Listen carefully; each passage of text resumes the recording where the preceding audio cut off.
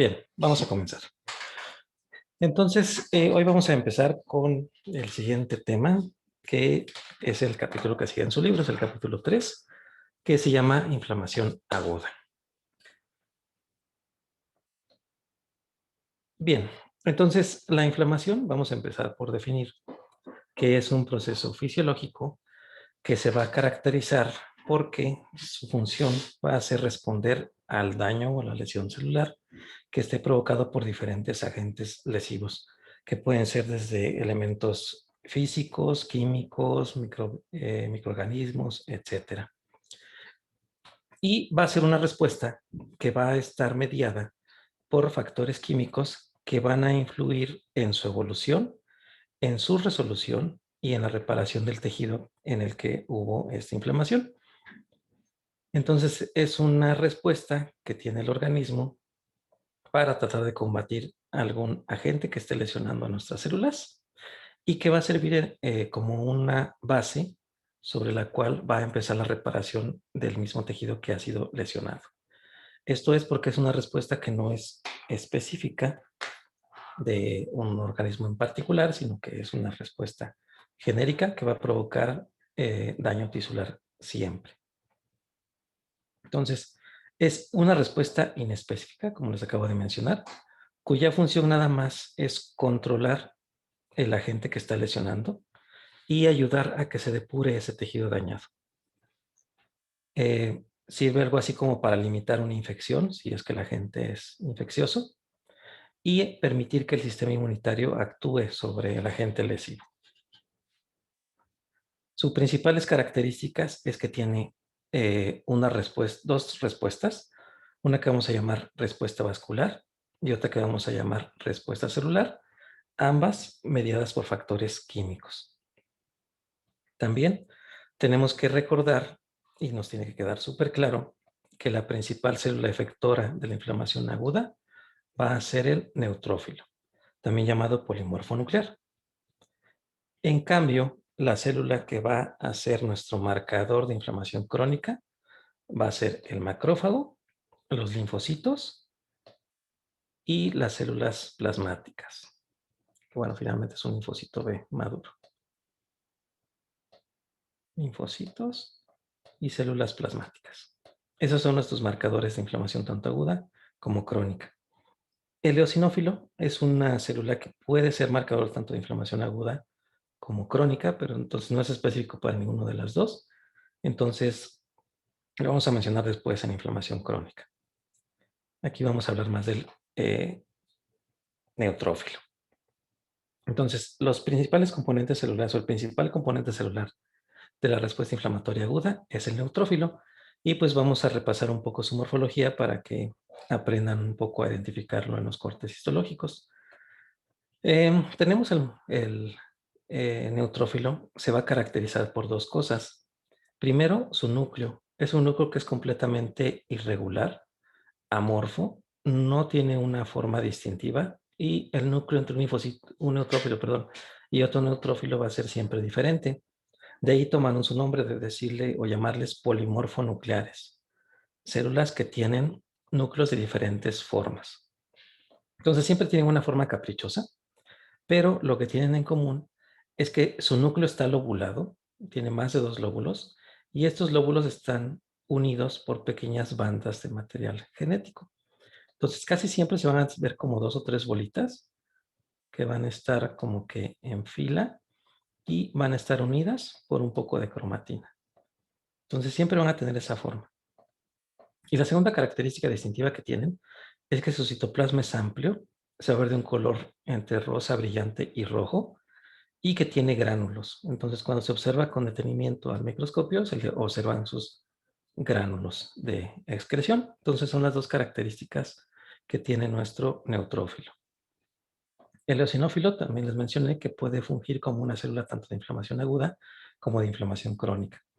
En inflamación aguda está muy asociado con aquellas reacciones que tienen un componente o una base de autoinmunidad o de una respuesta a un alergeno. Entonces se van a presentar más que nada en alergias y en infecciones parasitarias. El eosinófilo al igual que el neutrófilo, tiene un citoplasma que es granular, pero sus gránulos son más eosinófilos, son todavía más rosas. Entonces, al microscopio son más brillantes. Y su característica distintiva es el núcleo. El núcleo también está segmentado como el neutrófilo, pero nada más tiene dos lóbulos, siempre. Entonces tiene un lóbulo y el otro casi siempre lo tiene adyacente. A veces están un poco separados, pero la mayoría de las veces están juntos. Y serían las características que los distinguen. Entonces, nuevamente, ¿cómo se ve morfológicamente un polimorfo nuclear? Pues se ve como se ve en esta imagen. Es un aspirado de sangre periférica, un extendido, teñido con hematoxina y eosina, y aquí tenemos 4 neutrófilos. Entonces, como pueden ver, sus núcleos siempre son multilobulados, son de diferentes formas y tamaños, pero siempre están conectados por pequeñas bandas de material genético, de cromatina. Otro sinónimo que me acabo de acordar es segmentado. También se les llama segmentados por eso, porque su núcleo parece que estuviera dividido. Entonces se le conoce también como polimorfo nuclear y segmentados. Cuando son inmaduros, es decir, que apenas salen de la médula ósea o que salen de la médula ósea sin todavía segmentar completamente su núcleo, se denomina bandas, porque el núcleo todavía no forma estos dos lóbulos bien definidos, sino que tiene esta forma como de una banda. Entonces, cuando ustedes leen en un informe de biometría hemática que viene bandas, se refiere a que tenemos neutrófilos que todavía están un poquito inmaduros y que ya salieron a sangre periférica. Eso quiere decir que tenemos un proceso inflamatorio agudo en algún sitio de nuestro organismo que está acelerando la tasa de expulsión de neutrófilos de la médula ósea hacia la sangre periférica. Está tan acelerado que tienen que salir formas un poquito inmaduras y a eso le llamamos bandas. Y como vemos en el tejido a nuestros neutrófilos, pues lo que observamos es que se ven como los lobulitos de sus núcleos, casi siempre se ven como en 2 o 3 y rodeados por su citoplasma eosinófilo. Yo los veo como si fueran una especie de pisaditas de gato. Yo veo que son siempre así, en el tejido. Entonces, así los reconozco rápidamente de bajos aumentos. Y por su citoplasma, que es intensamente eosinófilo. Es muy rosa, tirándole ya a rojizo.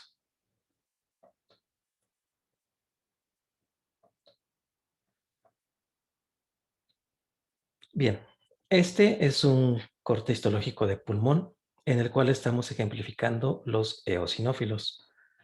Como pueden ver, los eosinófilos son muy semejantes a los polimorfonucleares, pero nada más tienen dos lóbulos en su núcleo. Aquí tenemos dos, o este también se ve muy bonito que tiene nada más dos. Y si se fijan, sus dos lóbulos siempre están acomodaditos, como si fueran dos eh, bolitas que están siempre juntas. Entonces dan la apariencia que son unos lentes de sol. Y el citoplasma, si se fijan, es mucho más granular y se ve más rojo y más brillante que el de los neutrófilos. Entonces, de esta manera se pueden reconocer de una manera muy sencilla. Yo me imagino siempre como si fueran unas células que tienen sus lentes de sol, sus lentes Ray-Ban, porque siempre están así acomodaditas de a dos. También se semejan un poquito, si recuerdan, a la yardia. Es que la yardia es menos eosinófila. También tiene esa forma, como con dos ojitos. Bien, entonces eso nada más era para que recordáramos nuestras dos células que podemos encontrar en la inflamación y que van a ser nuestros marcadores morfológicos de la misma.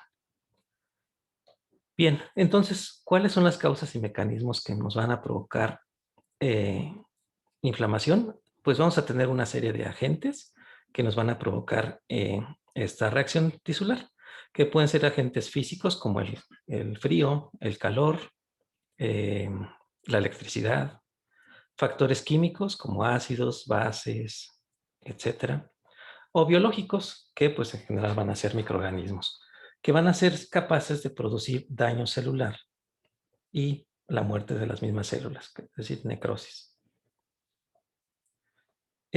Ya dijimos que la inflamación le vamos a describir dos componentes o dos fases. Una fase vascular, que es la inicial, y una fase celular, que va a ser la que le va a seguir.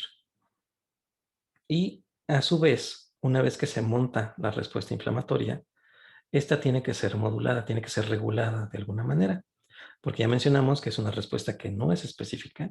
Entonces, si no hubiera una modulación de la misma, esta se perpetuaría y me va a provocar daño tisular en tejidos que no necesariamente deberían de ser lesionados.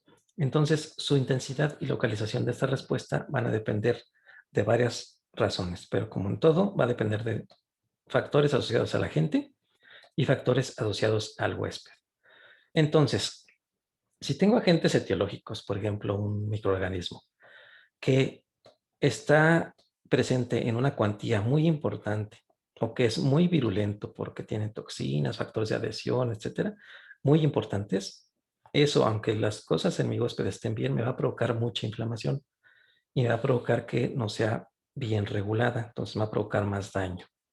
Y al revés, si nuestro agente tiene poca virulencia, no tiene toxinas, no tiene muchos factores de adhesión y aparte es poquito, pues realmente nos va a provocar muy poco daño. Entonces se va a regular de una manera más fácil. Los factores de los que depende la inflamación respecto al huésped es la vía de entrada, la vascularización de los tejidos, el estado del el metabolismo en general, que tengamos una buena oxigenación, una buena nutrición, el estado de las barreras naturales, como la piel, mucosa, etcétera, y de nuestro sistema inmunitario, etcétera. Entonces, de todo eso va a depender la intensidad de esta respuesta inflamatoria. Bien, desde que se describió hace más de 500 años este fenómeno, se le empezaron a describir ciertos signos que se asocian con esta respuesta. Estos signos se llaman signos cardinales de la inflamación porque se van a observar en todos los tejidos que estén sometidos a este proceso. Entonces son 4 signos cardinales importantes o primordiales que fueron descritos por Celso y que corresponden a rubor, es decir, enrojecimiento, tumor, que se refiere al aumento de volumen de la región o edema, calor, eso me lo dice, aumentó la temperatura, y dolor. Entonces, esos son los signos cardinales de la inflamación: rumor, tumor, calor y dolor, descritos por Celso. Posteriormente, Virchow adicionó un quinto, que es pérdida de la función. Un tejido que está con inflamación aguda casi siempre va a tener alteraciones en su función. Entonces, esos son los signos cardinales de la inflamación, los 5 que debemos recordar. Y estos, como les repito, son signos que se van a ver en todos los tejidos que estén sometidos a inflamación aguda. Entonces son signos locales, son signos que van a estar en el sitio donde está la inflamación. Pero a su vez podemos tener síntomas generales. Estos son explicados porque puede ser tal la respuesta inflamatoria en esa región que se generen muchos mediadores de la inflamación. Estos puedan viajar en la sangre y pueden llegar a sitios distantes y entonces van a provocar una serie de fenómenos que les llamamos signos generales de inflamación.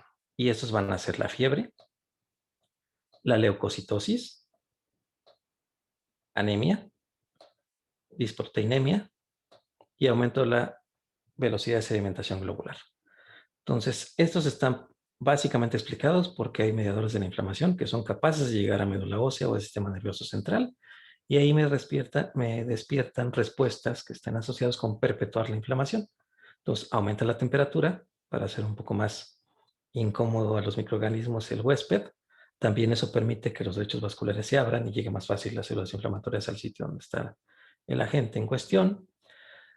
Me provoca que se recluten linfocitos o leucocitos en el sitio de inflamación, entonces va a favorecer que se desarrollen en la médula ósea. Ya dijimos que incluso hasta se empiezan a liberar formas inmaduras. Esto puede inhibir la diferenciación de los eritroblastos, y entonces, porque se prefiere que para ese momento estén produciéndose leucocitos más que eritrocitos. El hígado empieza a secretar proteínas asociadas con inflamación, por ejemplo, proteína de choque térmico, LDH, etcétera, y así. Esto de los eventos históricos nada más es una parte que viene en su libro, nada más es para recordar algunos hitos históricos en cuanto a algunos autores, entonces no lo vamos a saltar. Y pues vamos a revisar entonces cómo se ve pues, en la práctica pues, estos signos de la inflamación. Entonces vean este pie.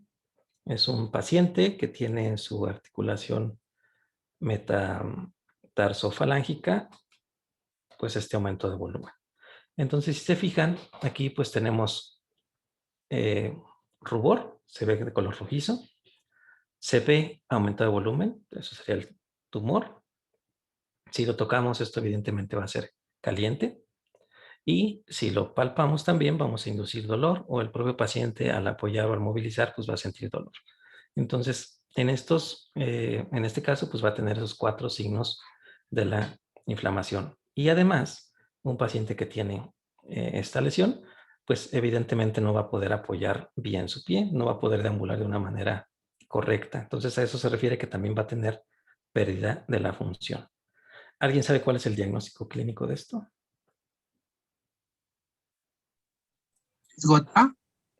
Gota es una opción. Otra ¿Tofos? sería más o menos lo mismo. Artritis. Artritis podría ser, bien.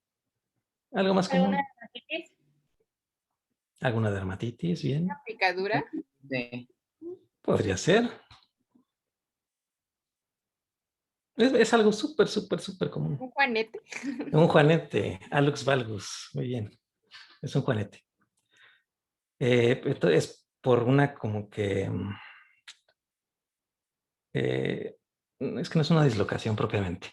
Pero bueno, es una alteración de la articulación metacarpofalángica que lo que hace es que se va hacia afuera la articulación. Entonces eso provoca irritación con el calzado, al caminar, y pues me provoca la inflamación en esa región. El tofo gotoso no tendría todos los signos de inflamación aguda, es una forma de inflamación crónica realmente, igual que la mayoría de las artritis, pero sí, los diagnósticos que dijeron diferenciales todos son buenos, pero en específico este es un Alux valgus, un juanete, que es súper común.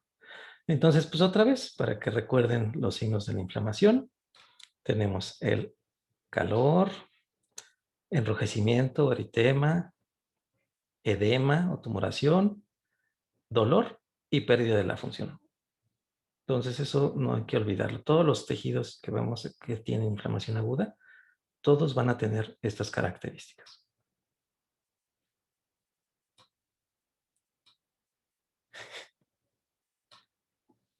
Ese es en Ecatepec. Bien, entonces, lo que va a pasar en cualquier tejido lesionado, o que va a tener desde una lesión celular no letal hasta muerte celular, va a seguir alguno de estos caminos. Entonces es en general lo que va a ocurrir con los tejidos que tenemos alguna lesión.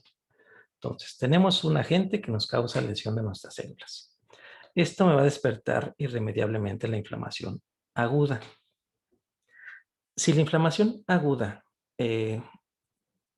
se delimita en el tiempo, porque ya mencionamos que el agente etiológico era como que muy patógeno, porque era en poca cuantía, porque tuvimos mediadores que detuvieron la inflamación o incluso le ayudamos clínicamente utilizando fármacos que me disminuyan la inflamación.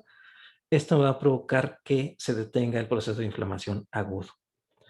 Entonces, una vez que se detuvo el proceso de inflamación agudo, tiene que haber una fase de reparación. La reparación va a ocurrir de 2 maneras y va a depender básicamente de si las células o los tejidos que se dañaron, eran replicativos o se dividen de una buena manera o no se dividen.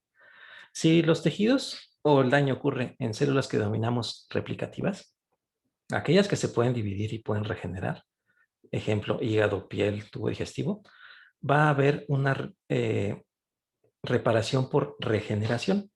La célula se va a sustituir por dañada, se sustituye por otra célula igualita, que va a tener las mismas características, va a estar en la misma situación.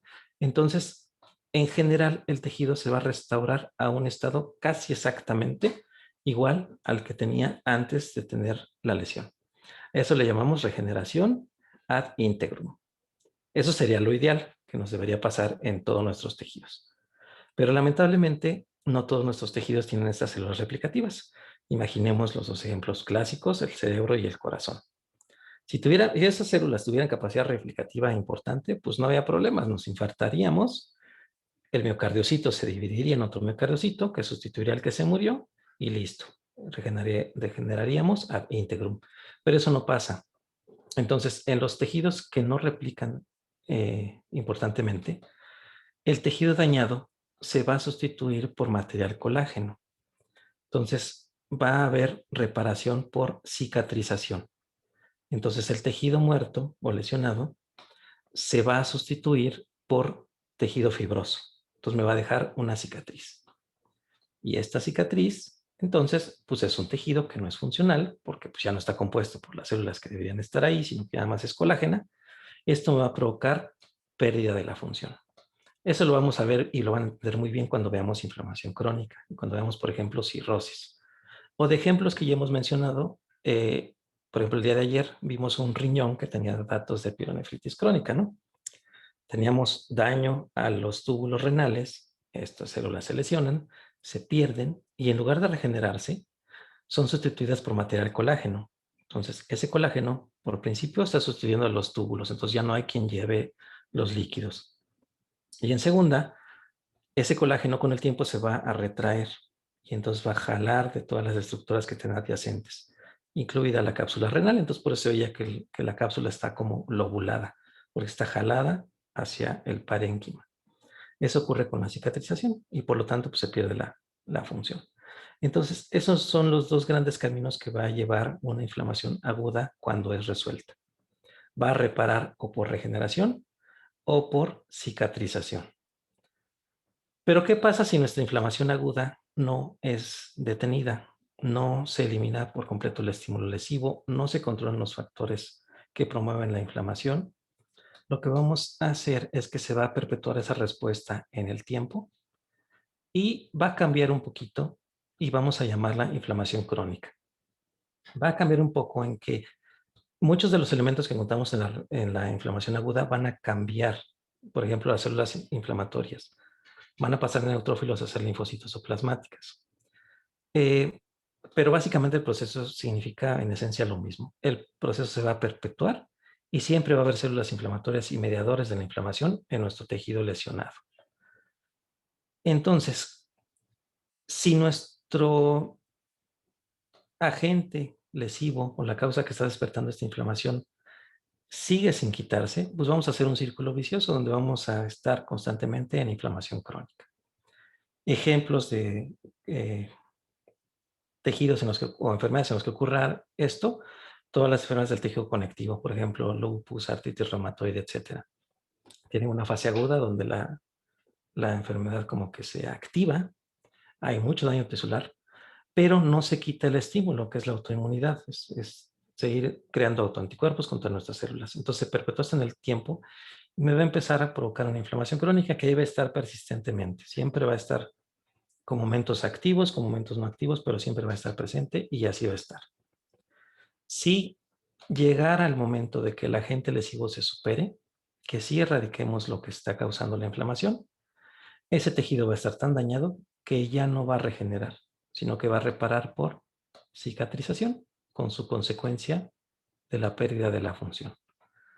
Entonces, en resumen, podríamos decir que lo ideal es que la inflamación aguda se autolimite o se delimite y que mientras menos daño haya en el tejido o se encuentren tejidos que tienen alta capacidad replicativa, va a regenerar el tejido a un estado basal, casi igual, si no es que igual, al estado que tenía antes de la lesión.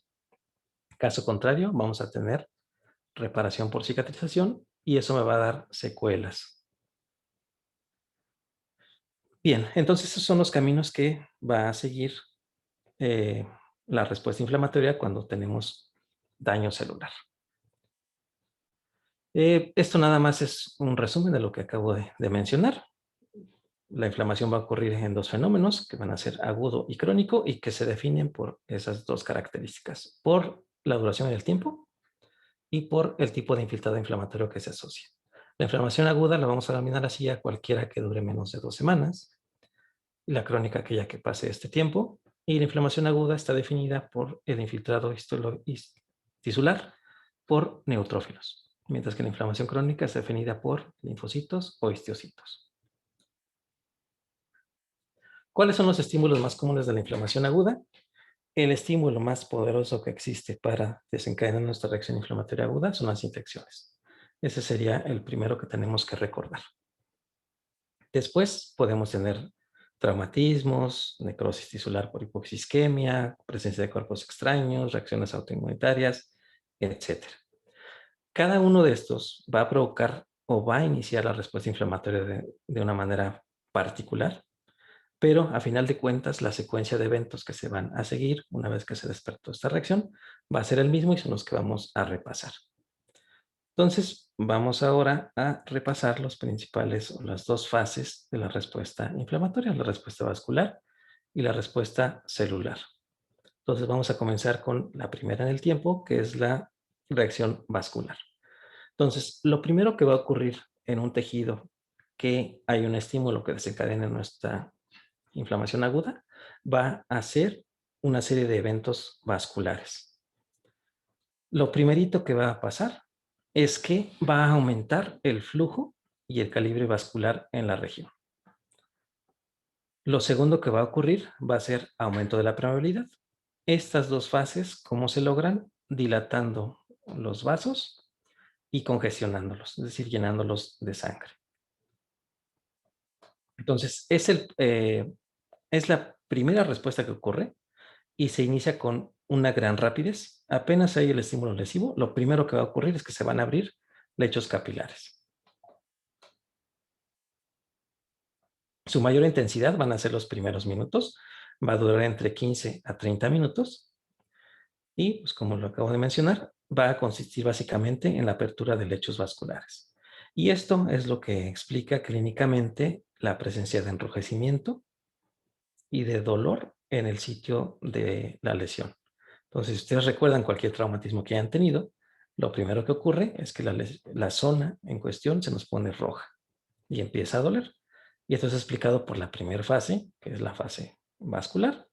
Y si también hacen memoria, pues seguramente les dura unos cuantos minutos y a la media hora pues ya se nos quitó la molestia.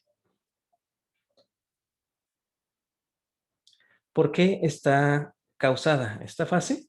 Por la acción de mediadores de la inflamación, que básicamente son los metabolitos del ácido araquidónico. Si recordamos de nuestras clases de bioquímica, el ácido araquidónico está metido en las membranas celulares, en los fosfolípidos. Estos fosfolípidos son degradados por fosfolipasas y me generan el ácido araquidónico. Este ácido araquidónico va a empezar a ser degradado por algunas enzimas que van a seguir diferentes vías, pero hay dos muy comunes, que es la vía de la ciclooxigenasa y la vía de la lipoxigenasa, cada una de las cuales va a generarme metabolitos que van a ser activos a nivel del endotelio vascular.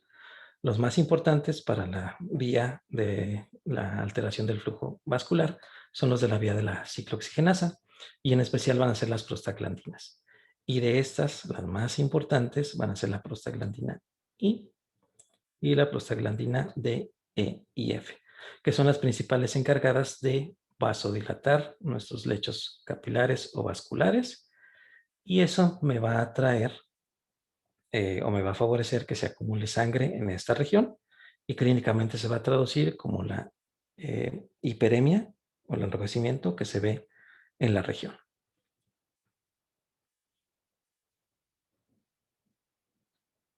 Otros mediadores que podrían participar es el óxido nitroso, el cual se produce in situ, ya sea por las propias células endoteliales o por células inflamatorias como macrófagos, que al estar en contacto con algunos microorganismos empiezan a hacer su estallido respiratorio, generar sus especies reactivas de oxígeno, etc. Dentro de estas, el óxido nitroso. Ese óxido nitroso actúa directamente en el músculo liso de las paredes vasculares, favoreciendo su vasodilatación.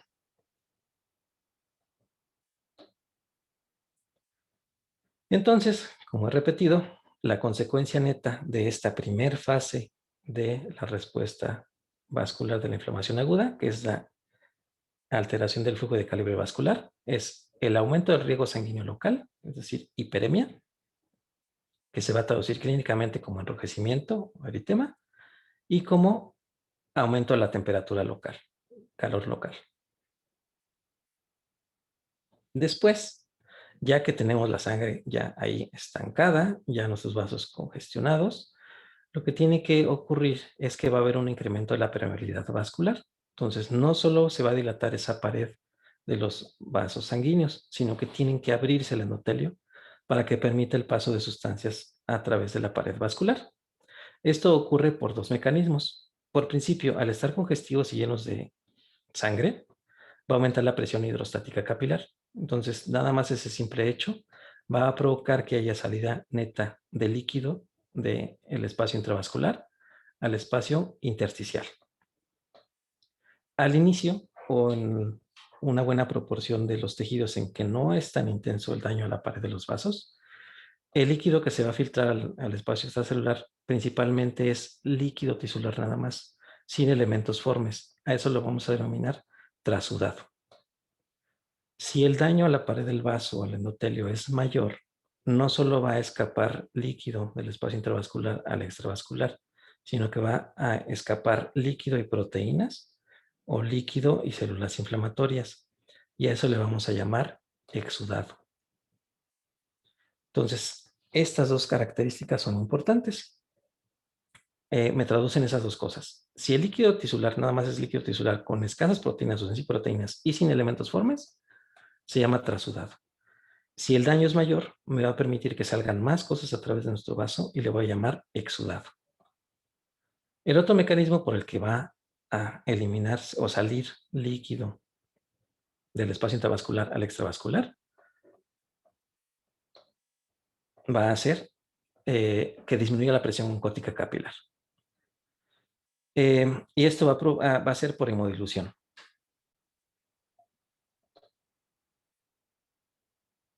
La actividad metabólica en el intersticio también va a bajar el pH y eso también va a favorecer la salida de agua. Entonces, los mediadores que van a estar involucrados en este aumento de la permeabilidad vascular básicamente van a ser factores que van a provocar que el endotelio se contraiga. Y básicamente la mayoría van a ser derivados de un grupo que se llama aminas vasoactivas. Dentro de estas aminas vasoactivas, de las más importantes que vamos a tener va a ser la histamina. La histamina va a ser liberada por los mastocitos y lo que va a provocar es que es un potente vasodilatador y me va a favorecer la contracción de las células endoteliales. Entonces lo que va a provocar es que se formen hiatos en la pared vascular que permitan que salgan los componentes intravasculares hacia el intersticio. Otra amina vasoactiva que tiene también una gran capacidad de crear este aumento de la permeabilidad vascular es la serotonina. Esta se encuentra principalmente en las plaquetas y cuando se empiezan a agregar se va a estimular su liberación. Otra amina que va a funcionar de manera semejante es el factor activante de plaquetas, el PAF. También algunos metabolitos del ácido araquidónico también nos van a favorecer la contracción endotelial, nada más que estos van a ser los derivados de la 5-lipoxigenasa. En especial van a ser leucotrieno A, leucotrieno A4. Y otro de los mediadores que es un potente contractor endotelial es la bradicinina. Este, a su vez, tiene la peculiaridad de que también es un factor que estimula terminaciones nerviosas. Entonces, es un metabolito que también se va a asociar con el dolor. Esto lo vamos a ver cuando veamos la cascada de la coagulación, pero la bradicinina se deriva de la cascada de cininas, que a su vez forman parte de la cascada de la coagulación. Entonces ahí se va a formar la bradicinina. Aquí nada más vamos a mencionar que se forma a través de esta vía, solo para enfatizar el hecho de que la inflamación aguda no es un evento que actúe de manera independiente. A la vez que estamos teniendo la inflamación aguda, estamos empezando con el sistema de reparación del daño. Y uno de los principales elementos que nos ayuda a empezar a reparar el daño es la cascada de la coagulación.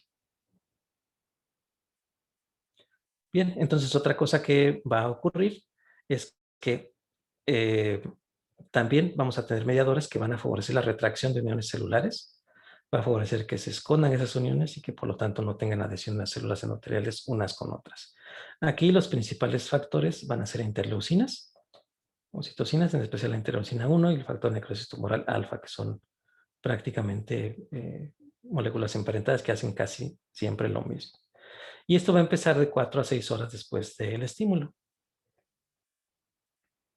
Estas citocinas son producidas principalmente por macrófagos y por linfocitos.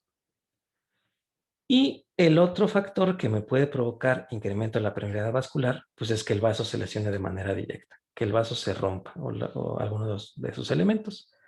Esto lo que me va a provocar es que haya mucho mayor lesión tisular, que salgan todos los componentes intravasculares hacia el intersticio, entonces se va a asociar con exudados o con hemorragias. Una vez que pasa esto, básicamente se va a acompañar también de la activación de la cascada de la coagulación con la adhesión plaquetaria y pues va a estar encaminada a que ese vaso se repare o se trombose. Entonces, las consecuencias netas de esta fase de incremento de la permeabilidad vascular va a ser el edema, el aumento de volumen de la región. Cuando este aumento de volumen en la región es por lesión directa del vaso, también se va a acompañar por gran extravasación de eritrocitos. Entonces, se va a acompañar de hematomas o de hemorragias. Y la acidosis local en el intersticio y la presencia de moléculas como la bradicinina me van a provocar el dolor y la disfunción descrita por Virchow. Y bueno, aquí está lo del hematoma que les había mencionado. Entonces, las consecuencias directas de la fase vascular es el edema, el eritema, el enrojecimiento, el aumento de la temperatura, el dolor y la pérdida de la función. Entonces, todos los signos cardinales de la inflamación van a ocurrir por o a consecuencia de la fase vascular de la inflamación aguda.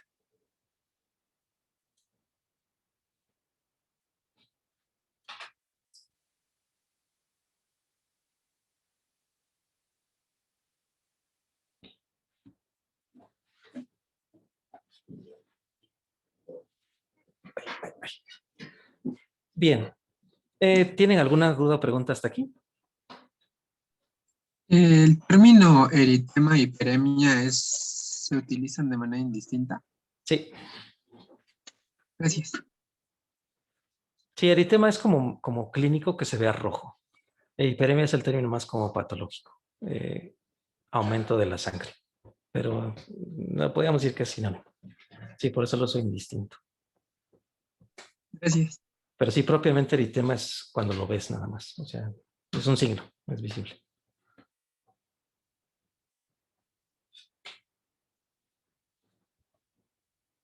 Bien, ¿alguna otra pregunta? No, doctor, gracias. Yo sí, doctor, perdón. Sí. Mencionó generalidades de la inflamación, pero ya no entendí si eso corresponde a la fase de celular o de los vasos sanguíneos. En general, de las dos fases, o sea, lo que es la inflamación aguda. Doctor, ¿a qué se refiere con estasis del flujo sanguíneo? De regreso.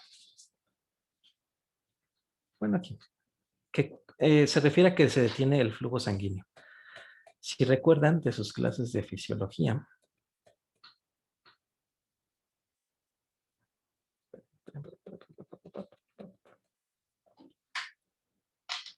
la sangre tiene un flujo que es laminar. y que su velocidad está mediada por el calibre de los vasos. Mientras tengamos menos calibre vascular, la velocidad del flujo sanguíneo va a ser mayor y este flujo laminar se va a perpetuar. Cuando nosotros provocamos o tenemos vasodilatación, lo que va a ocurrir es que pues, tiene que ver con los principios de Pauli y todo eso de fisiología, pero cuando se dilata el vaso, se va a enlentecer el flujo sanguíneo. Y al enlentecerse el flujo sanguíneo, ese flujo laminar se va a empezar a perder un poco y se va a empezar a desfasar nuestra sangre. Los elementos formes que cuando la sangre lleva a cierta velocidad están al centro, cuando pierde velocidad tienden a ir hacia la periferia. Entonces se empiezan a estancar en la parte que ya está pegada a la pared vascular, es decir, al endotelio. Esto es con el fin de acercar a las células que en lugar de que vayan hacia el centro, se vayan hacia la periferia y tengan más probabilidades de estar en contacto con el endotelio y se empiecen a fijar. Eso ahorita lo vamos a ver en la fase celular, pero a lo que se refiere con éstasis es eso, que al aumentar el calibre vascular se enlentece el flujo sanguíneo y por lo tanto se va a estancar la sangre en esa región. Además, a su vez,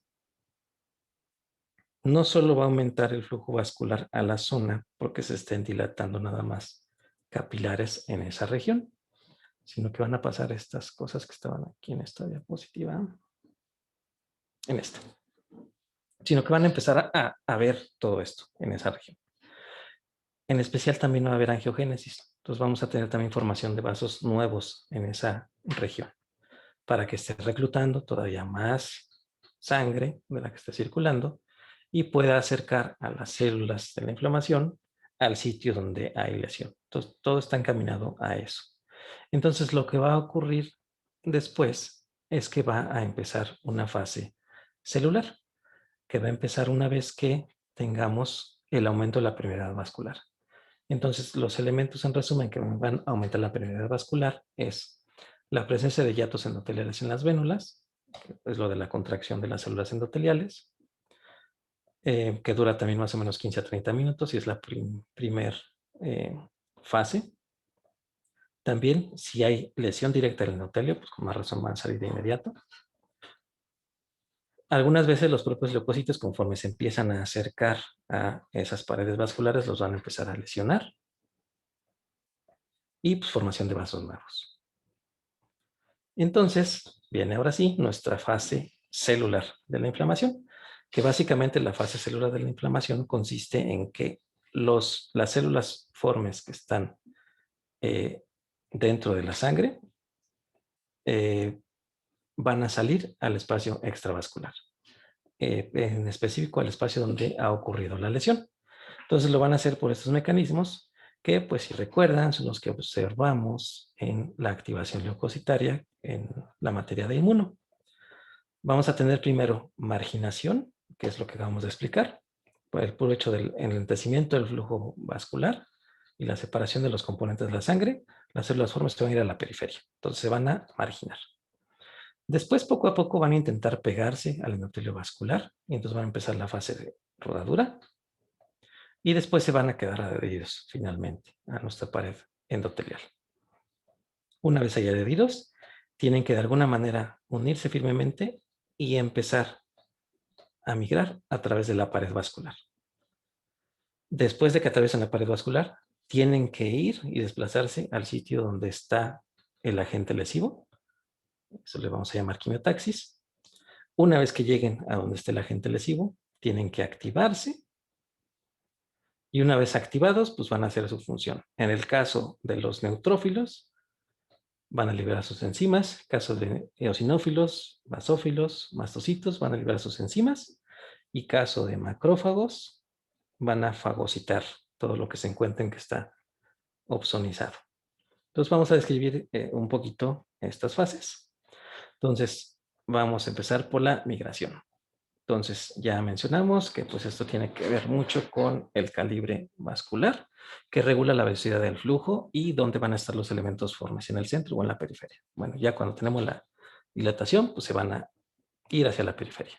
Entonces nada más por el hecho de estar más cerca del endotelio vascular, pues eso va a provocar que estén más expuestos a identificar algunas moléculas de adhesión que les van a servir para intentar empezar a pegarse.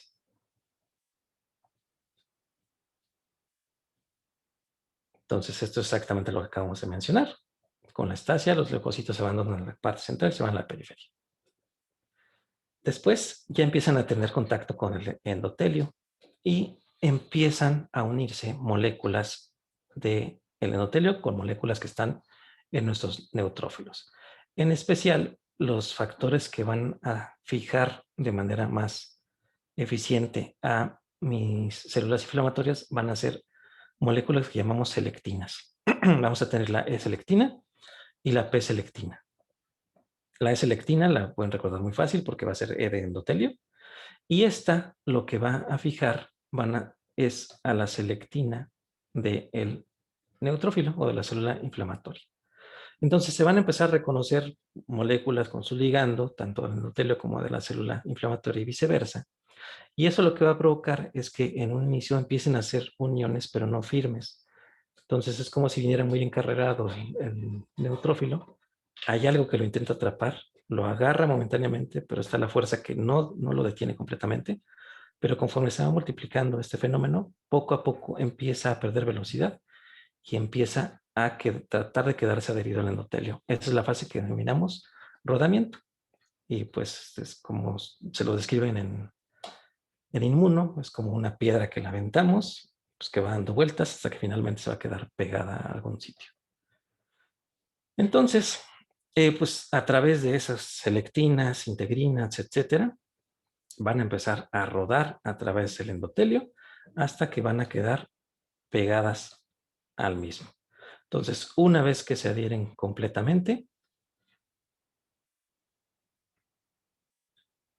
van a quedar ya perfectamente adheridos, ya van a perder su velocidad y ya van a estar unidos, ahora sí, de manera firme al endotelio. Entonces, esta es la fase de adherencia. Entonces, ya aquí están conjugadas cada una de nuestras moléculas, tanto del endotelio como de la superficie de las células inflamatorias. Y una vez adheridos firmemente, se va a estimular el paso del endotelio al ambiente extravascular. Y esta fase le vamos a llamar transmigración. En esta fase de transmigración hay dos fenómenos que tienen que ocurrir. Tienen que empezar a expresarse otro tipo de moléculas de adhesión celular que favorezcan unión de la célula inflamatoria al endotelio, pero que esta unión sea transitoria y tienen que haber aumento o formación de hiatos en el endotelio para que pase nuestra célula. Entonces se van a deslizar entre las uniones celulares, van a ser capaces de romper las membranas basales y migrar al espacio extravascular. Esto lo van a hacer alterando su estructura de su citoesqueleto, reconfigurando su citoesqueleto en un fenómeno que llamamos diapédesis. Forman una especie de yema, que va a ser como una yema que va a estar como que en la parte de la vanguardia. Esa va a adherirse a zonas de la membrana o del ambiente extracelular, va a jalar del resto de la célula y va a seguir haciendo lo mismo sucesivamente. Va a crear otro pseudópodo que va a servirle como de anclaje y va a ir haciendo lo mismo. Todo lo va haciendo reconfigurando su citoesqueleto.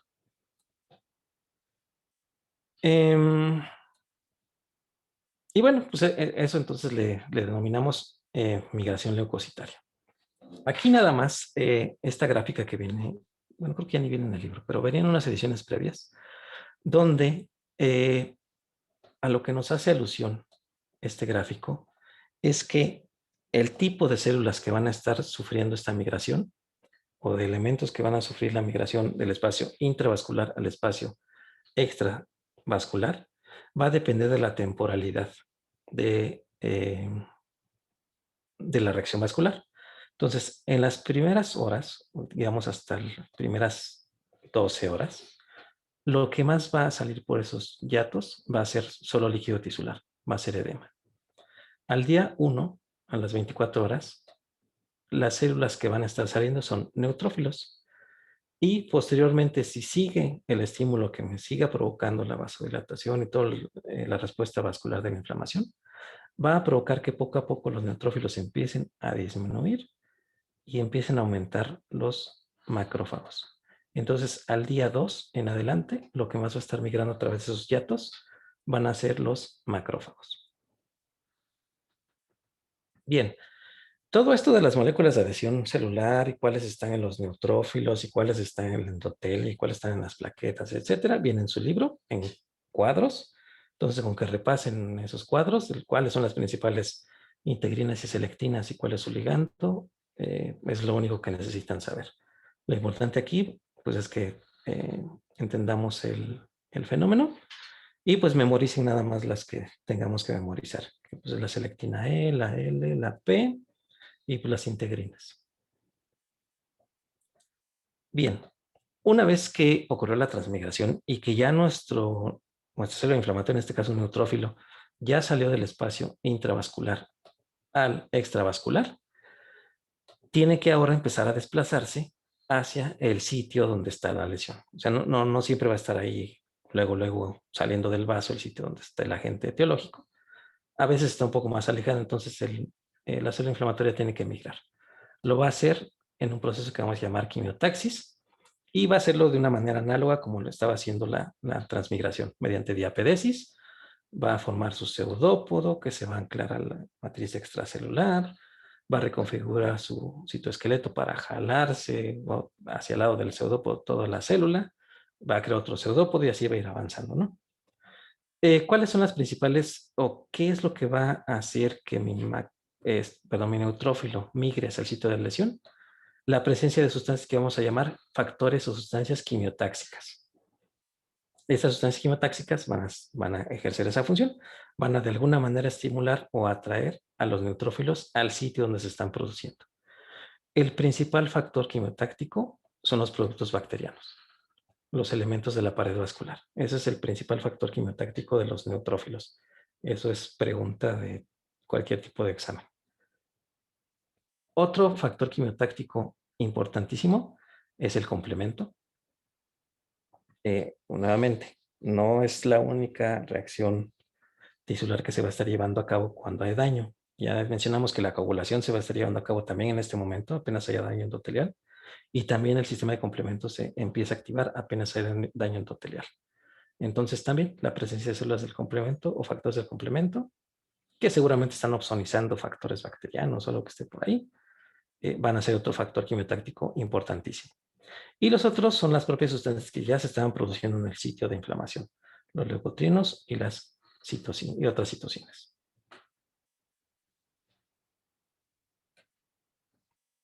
Bien, entonces, ya que llega mi neutrófilo al sitio donde ahora sí está el daño tisular o donde está el agente etiológico, va a venir la fase de acción de las células inflamatorias. Entonces aquí van a ocurrir dos fenómenos. Los neutrófilos lo que van a hacer es que una vez que llegan ahí se van a degranular. Y recordemos que sus gránulos son inespecíficos. Entonces van a tener proteasas, lipasas, todas las asas que quieran y van a empezar a degradar todo lo que esté por ahí.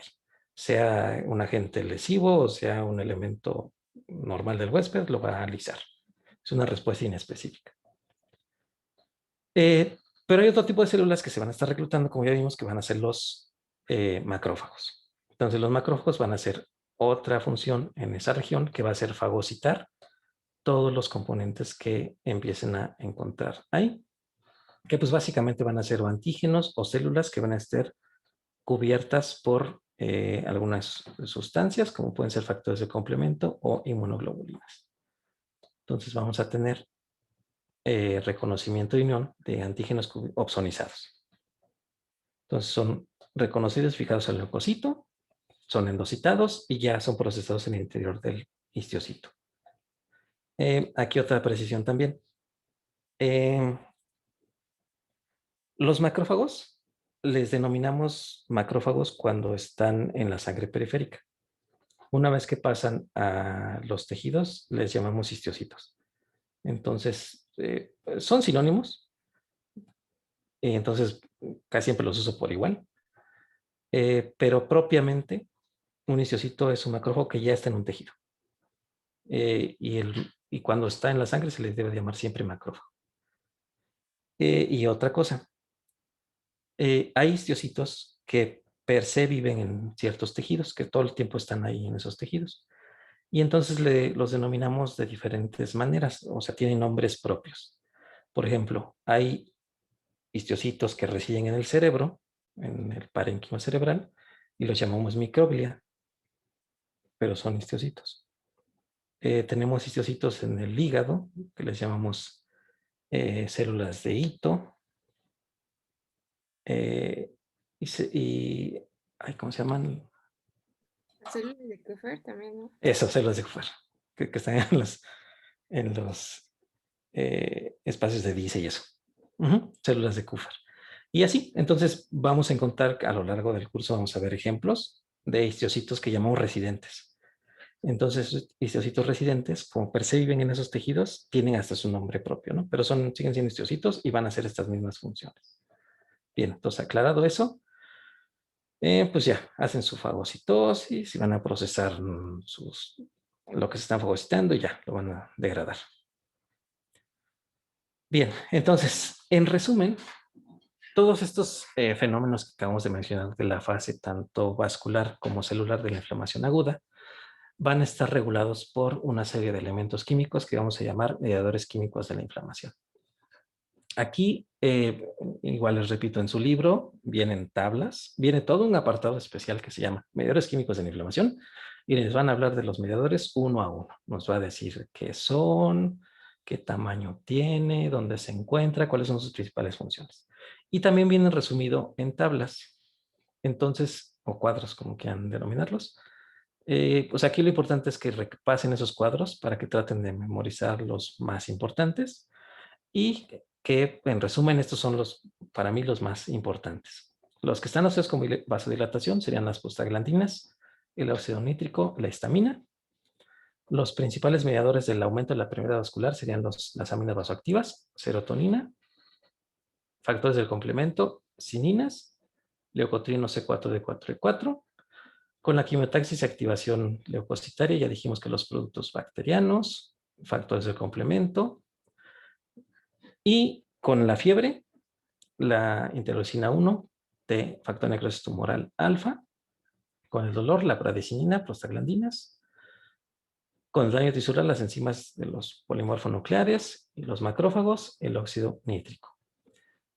Y recordar que el tratamiento con antiinflamatorios se basa básicamente en detener estas cascadas de producción de estos mediadores. Entonces, déjame ver si está por acá. Bueno, voy a regresar mucho, pero ni modo.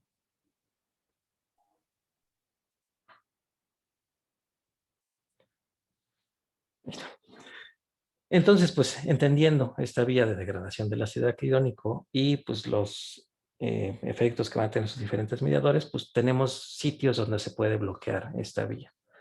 Los AINES, básicamente, pues lo que hacen es inhibir la producción de ciclooxigenasa y entonces básicamente lo que no vamos a tener van a ser prostaglandinas. Hay inhibidores específicos de la lipoxigenasa que pues me van a disminuir más bien lo de la permeabilidad vascular. Y si queremos de plano inhibir toda la vía, pues lo que hay que hacer es inhibir desde el inicio la formación de ácido araquidónico y eso se hace con los esteroides. Entonces, pues este es el sustrato fisiopatológico de por qué utilizamos en cualquier fenómeno de inflamación aguda y crónica AINES y esteroides, porque lo que estamos haciendo es disminuir la cantidad enorme de mediadores de la inflamación y pues lo que estamos haciendo es inhibir estas dos respuestas de la inflamación aguda, la respuesta vascular y la respuesta celular. Bien, entonces mucho de esto de los mediadores va a depender de ustedes que lo repasen, porque créanme que son tablas que a veces son tediosas y es muy tedioso para mencionar una por una en clase, entonces no lo vamos a hacer.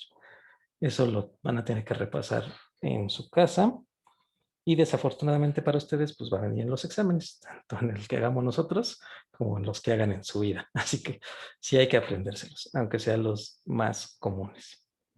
Bien, ¿tienen alguna pregunta hasta aquí?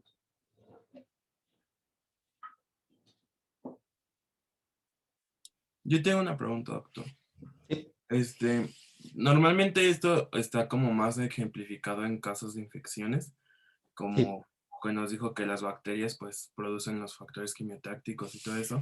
Pero por ejemplo, en el caso de un golpe o que se te clave una astilla y eso, ¿la inflamación al clavarte una astilla es por las bacterias que puede haber en la astilla o porque, o de dónde sacan el antígeno para reconocer que es extraño y así?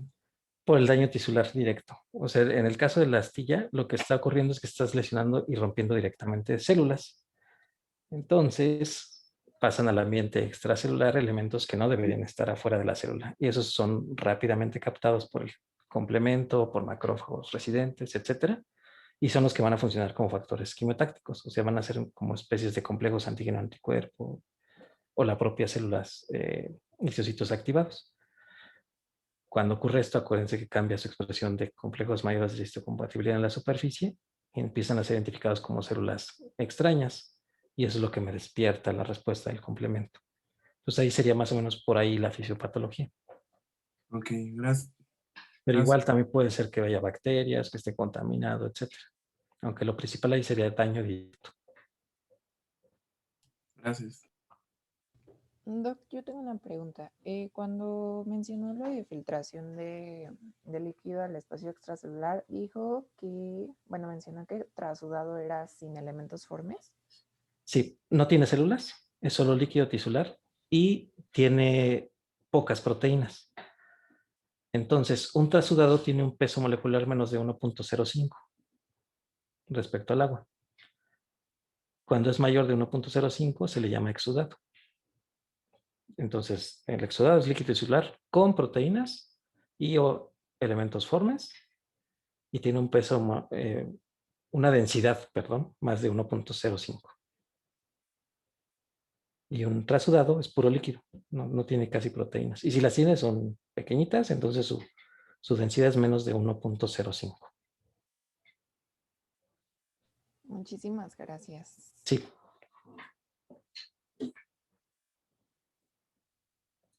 ¿Alguien más?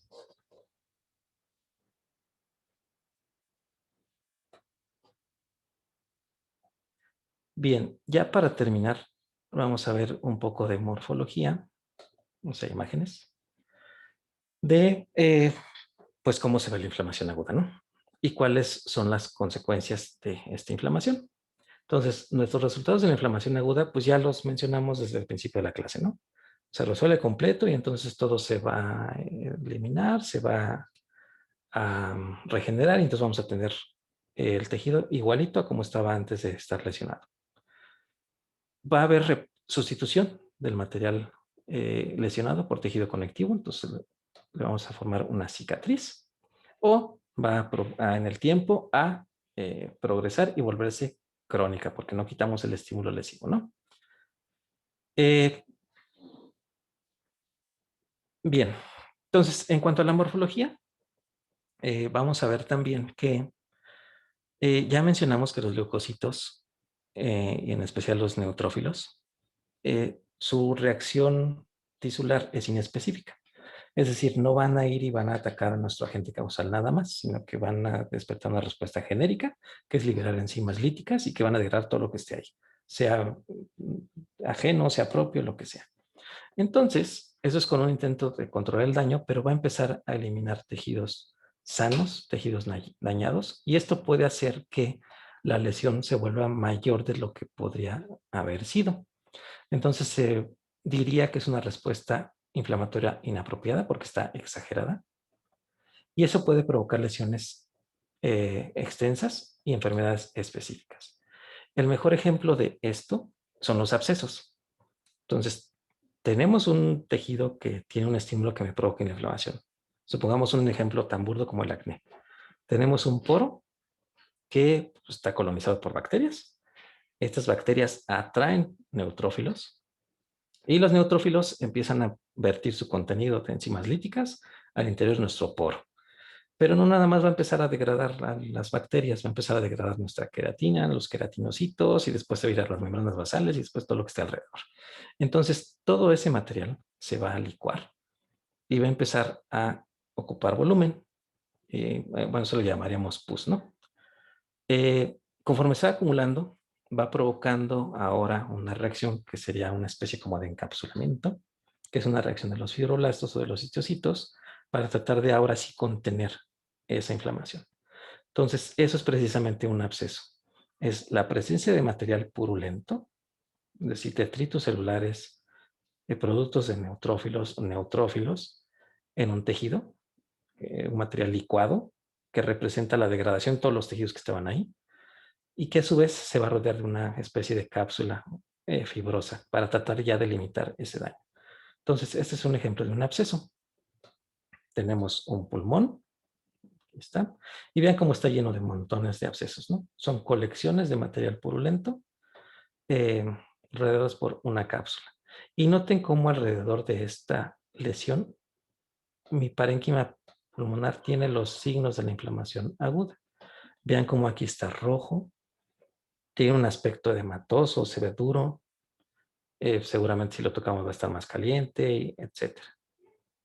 Entonces, eso es un ejemplo de cuando tenemos una reacción inflamatoria que está exacerbada, que va más allá de lo habitual.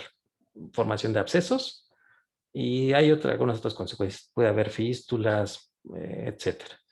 Entonces, causa más destrucción de lo habitual. Y también también podemos tener lo contrario. Podemos tener una respuesta inflamatoria que no esté bien montada porque tenemos algún defecto en nuestras células inflamatorias o en alguna de todas estas sustancias que mencionamos que no puede estar funcionando bien. Entonces, estos son algunos ejemplos de defectos en esa función leucocitaria. Son casos en los que no hay una buena respuesta inflamatoria.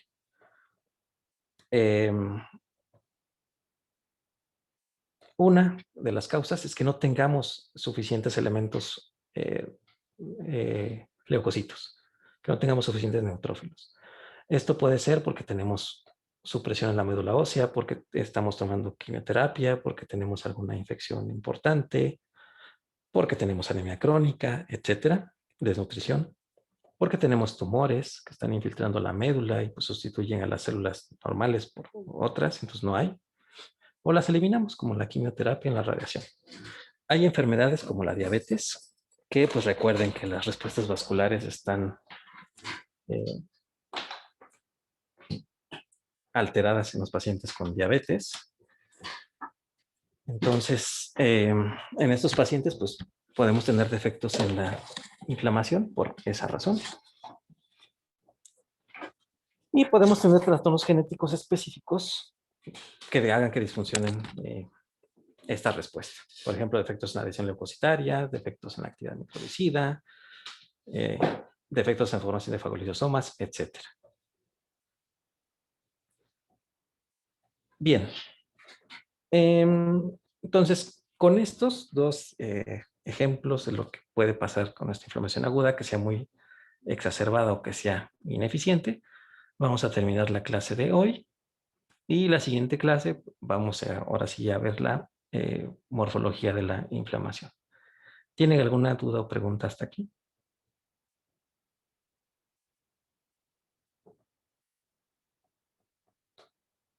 Yo tengo otra duda. La inflamación, bueno, serosa y inflamación fibrinosa que venía en el libro, ¿esas también son como resultados? Son tipos específicos de inflamación